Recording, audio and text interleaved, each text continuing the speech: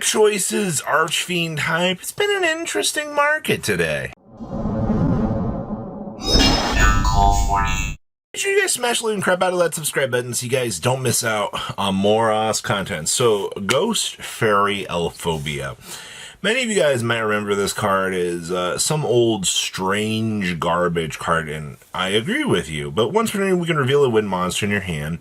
Until the end of your opponent's next main phase 1, monsters with a level higher than the revealed monster just cannot activate their effects. So this was something that we started to see popping up with Killer Tune over the weekend here. Now, I don't know if this is going to stick around and be a, amazing counter pick, but just based on what has been happening here in your market over the last couple of days, I do believe that people are kind of following up with this trend because, one, it's Killer Tune. I know a lot of people are very excited. They want to mess around with the new, power that deck has, but also we just kind of want to shift in the meta, and I think with what we're looking at here, potentially, this card seems pretty good for that.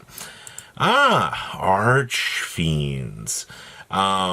We'll talk about more Archfiend stuff here in a second. I want to scroll down here to a couple of little outliers, mainly being the Archfiend's Manifestation, the Archfiend's Awakening, the Archfiend's Call, and the Archfiend's Ascent. Now, all four of these cards are basically based on Summon Skull. They're all from Fist of the Gadgets, which makes them particularly awful in the grand scheme of things. But as you can already see here, Archfiend's Awakening has been gaining some momentum here. I mean, we can summon this with Contact of the Abyss. It says also Summon Skull on the field, but it is treated as an Archfiend card as well. And then it cannot be destroyed by battle except with a ritual monster, and cannot be destroyed by monster effects except those of a ritual monster. And if this ritual summon card you control sends the graveyard bear upon card effect, you can also summon a Summon Skull from the hand, deck, or graveyard. It's an interesting choice, to say the least. I see a few people just looked at the new support today and decided that, Archfiend's Awakening was the one to go with. Do we actually have other ones here? This one still moving up a little bit. I assume that, people came through here and said we're going to simultaneously pick this up. Now, what I really wanted to see was, I guess this hold true for all of them, the Archfiend's Call looks sick as a card. We had people were picking up playsets of this, understandably so. So, where does this take us with the Archfiend stuff in general here? So we're going to shift on back, all the way back here to the front, highest to low. Oh boy, of course, actually, let's not even do that. Let's do best selling. I don't even think best selling's had enough time to render, but I see Archfiend Genesis still $3. That's crazy, by the way. You can get that for that cheap. Mimigol Archfiend's 15 cents. You see your Infernity Archfiend coming along. Harris has definitely been something. Bone Archfiends are $1 from Structure Deck Crimson King. That one's kind of a crazy one to think about. But I've seen a couple people talking about combo with this card just because, it gets you the little red dragon Archfiend bodies. And of course the red dragon Archfiend itself along with the Chaos Archfiend. So you got a couple of even Archfiend General showing up down here under best selling. Okay. I'll take that, but the Archfiend stuff definitely has breathed some interesting into the deck building space. I do kind of consider it like worthless at this point. I know. I was like hoping for a little bit more, but we'll see where it goes. RB, since Konami decided not to do reveals this week, I've been seeing more heavy-handed buyouts slamming down on the RB side than I think I was kind of initially expecting out here. You're looking at 40s still on stage landings with a boost up to 50. So, I mean, this accelerates up quite quickly. And then Brute Blues is also a $50 card. Surprisingly enough, Vulcan boosters not being picked up. Because, I mean, when you think of the Archetype, I think you think of both of these cards more than the Vulcan booster. We've also got movements on Stage Landing itself. I'm going to continue covering these on the market, as we do see, these movements upwards, because it's very important that you as a consumer stay aware of what's happening with these movements and why these cards are shifting upward at the rate that they are. LZ. So your QCR LZ's market price is $120. You've crashed down to $81 at this point. I guess it was bound to happen. QCR LZ Azaminas, $40. Now I'm 48. That's not bad. White Forest Azaminas, these are $6. It's not bad. Though it does look like that because no reprint, the card did basically double in price. Which, oh no, the rest of the deck came crashing down in value. What am I supposed to do? This deck is still very much budget.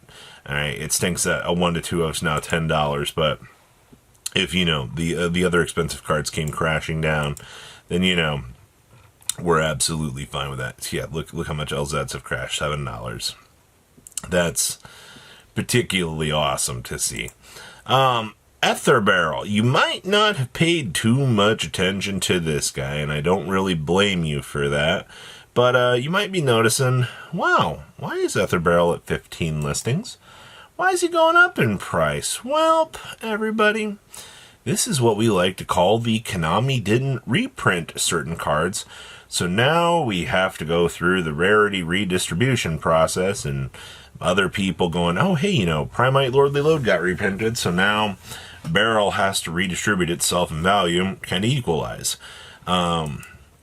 15 listings and 30 listings is kind of crazy. The Ultras are also same thing here. You're looking at a solid $15 per copy. The reason for this, everybody? Once again, Primite Lordly Load got its next reprint, which hammered the price down even more, which made more people enticed to want to pick up Beryls. So up we go. It's not like there's some secret Blue Eyes hype train right now, because I assure you there isn't. Arcus, the Lightsworn Druid. A first edition Arcus at this point in time is a $50 to $60 card in near mint. Let's take this limiter off and let's see how much. Mod is like 10. You're looking at $40 for light play first. That is so mind-boggling hilarious to me that something like this even remotely has value. But once again, this is just the niche first ed department doing what you would expect to do. Speaking of Lightsworn, I tossed this in here. It's been a little bit. Max Rarity Lightsworn is always a hilarious thing that we see all the time, with people just kind of jumping back and forth and going, hey, this is a good option. Yeah, it's a good option for your wallet going down the crapper. Also, why does my French very light plane not have a picture and just a flag? I hate this so much, man. Just show the cards so we can take a look. But you're looking at about $383 per English copy of wanting to pick up a solid copy of Lumina. I guess it does make sense. Stardust Assault Mode. So I talked about this the other day, since Edison has just been kind of realizing that Stardust Assault Mode is actually just one of the greatest cards in the world. I don't know why we're freaking out so much about this, but it is definitely a time to be seeing, this coming back into the course of the game and doing its thing. I don't know. I'm more excited for that. But you have one cheap listing here, and then you rush on up to about $14 to $15 on that. Let's take off our limiter. I'm sure there's you can get plenty of mod plays all day long at 2 to 3. That's a pretty self-serving prophecy that this card is very, very cheap. And also, Blackwing Armor Master QCRs, once again, Edison's kind of doing its job on the back burner, kind of watching this card rise up in price. Another one of those we're going to kind of keep a little bit more of a watch on as older formats kind of continue to explode out here, doing their thing. But $5, $6 isn't going to break the bank on this.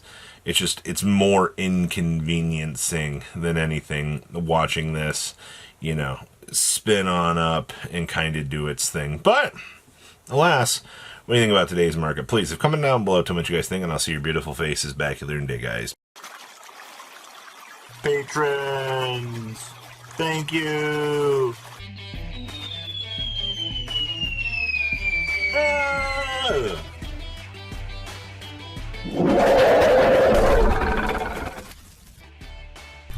Thank you so much for watching. Check out these other videos.